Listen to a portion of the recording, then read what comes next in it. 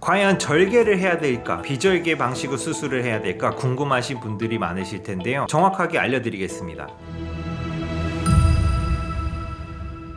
안녕하세요. 탈모에 관한 모든 정보를 공유하는 탈모인사이드 닥터 클라우드입니다. 오늘의 주제는 절개, 비절개에 관해서 알아볼 것인데요. 비절개와 절개, 낯선 용어긴 한데 모발 이식을 알아보다 보면 제일 먼저 접하게 되는 용어입니다. 절개와 비절개, 장단점을 알아보고 비절개를 해야 되는 경우에 대해서 알려드리도록 하겠습니다.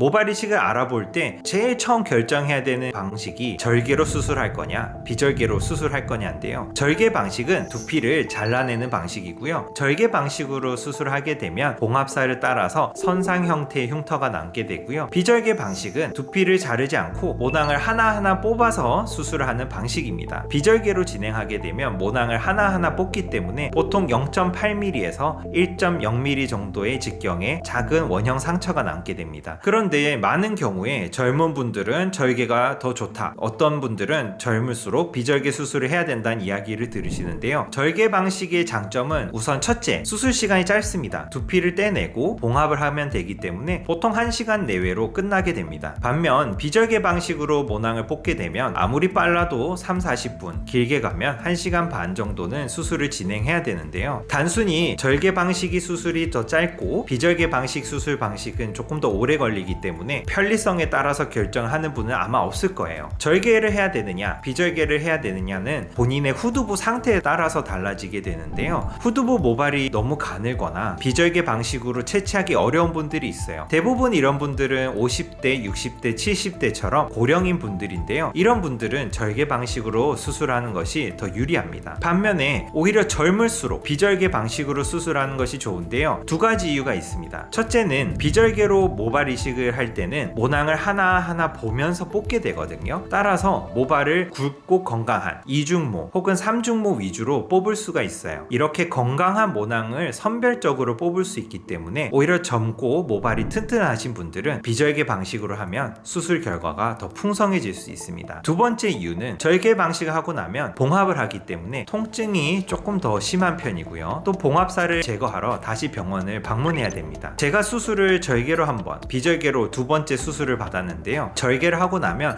바로 근무를 하기에는 조금 어려울 정도의 통증이 있습니다. 반면 비절개로 수술하게 되면 바로 근무할 수 있을 만큼 통증이 심하지 않습니다. 일상생활로 업무로의 복귀가 더 빠르다는 것입니다. 대부분 모발 이식 하시는 분들은 하루 이틀 날짜를 비우고 혹은 휴가를 내서 수술을 진행하시는데요. 일주일 정도 휴가를 내거나 업무를 비우고 수술하실 수 있는 분들은 많지 않을 거예요. 보통은 하루 이틀 후에 업무 복귀 혹은 일상생활로 돌아가셔야 되는데요. 이런 면에서는 비절개 방식으로 수술하시면 통증이 훨씬 덜하기 때문에 일상생활로 돌아가시기 더 좋습니다.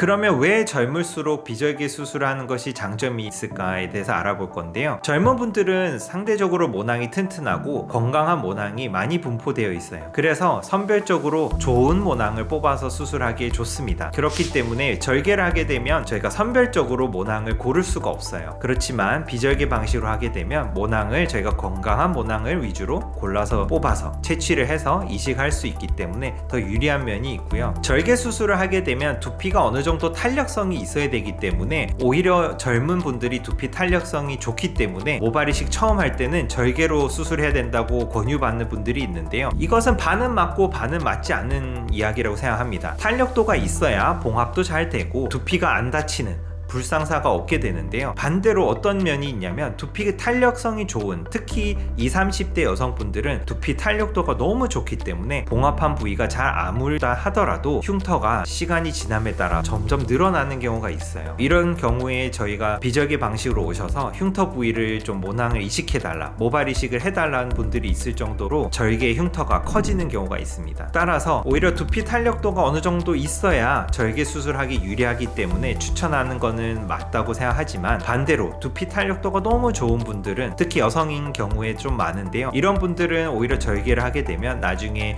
절개 흉터가 더 크게 남는 경우가 있습니다. 그래서 저는 주로 20, 30대 여성분들은 비절개 방식으로 수술하는 것을 먼저 추천드리고요, 남성분들의 경우에는 절개 흉터의 문제라기보다는 선별적으로 더 굵은 모낭을 뽑을 수 있기 때문에 비절개 수술로 하시라고 권해드리고 있습니다. 맘모스. 아무래도 젊을수록 흉터에 민감할 수밖에 없습니다. 흉터가 상대적으로 비절개 방식은 작기 때문에 수술하고 나서 후두부를 봤을 때, 혹은 누가 들춰봤을 때 상처가 잘 보이지 않아요. 흰색 점처럼 보이게 돼요. 그렇기 때문에 미용의 목적으로 결국은 다 모발 이식을 하시기 때문에 후두부도 소중하기 때문에 비절개로 하게 되면 흉터가 작게 남게 되고, 또 일상으로의 복귀가 빠르기 때문에 저는 젊을수록 모발 이식을 한다면 비절개 방식으로 하시라고 추천해 드리고 있습니다.